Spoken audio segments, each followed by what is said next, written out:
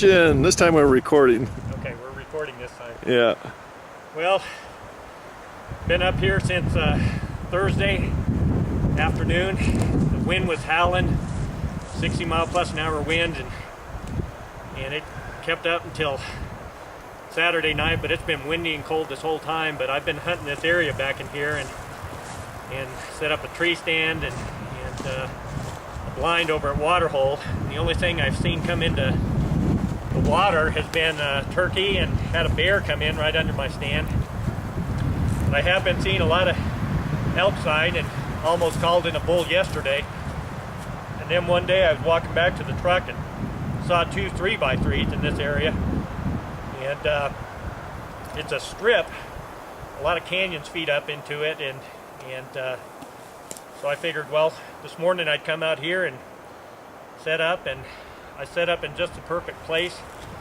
Wind was blowing from the west to the east, and as luck would have it, this cow came up right through a canyon to the right of me and was followed by a couple other cows, and they were walking directly toward me. And then all of a sudden this guy came up, and they were just kind of walking along feeding.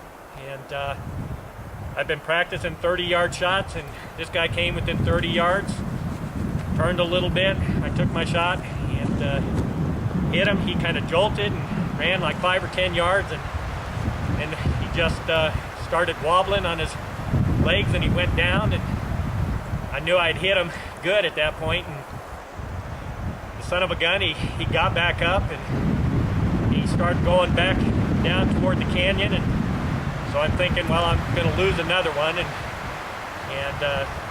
he stopped and kind of laid down like he was going to bed down, and he got up again and started walking and back down in the canyon, and got to this point here and went down, and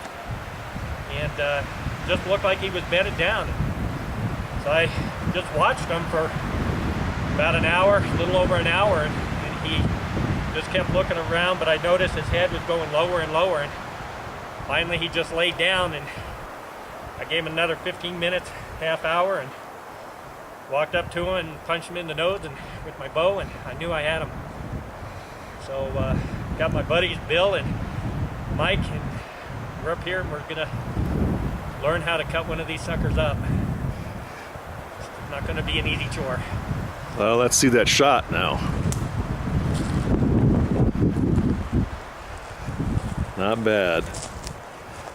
This has got to be an exit wound. Yeah. I hit him from the other side. But he's a 4x4, and you're always worried because any little point, they count.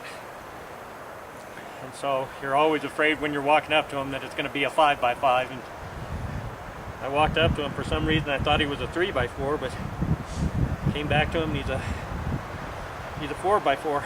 So I'll never admit it again, but that is the trifecta. You got the first turkey, the first deer, and the first elk.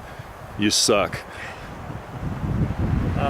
Very happy. Seeing something up this close to one of these animals, it takes your breath away.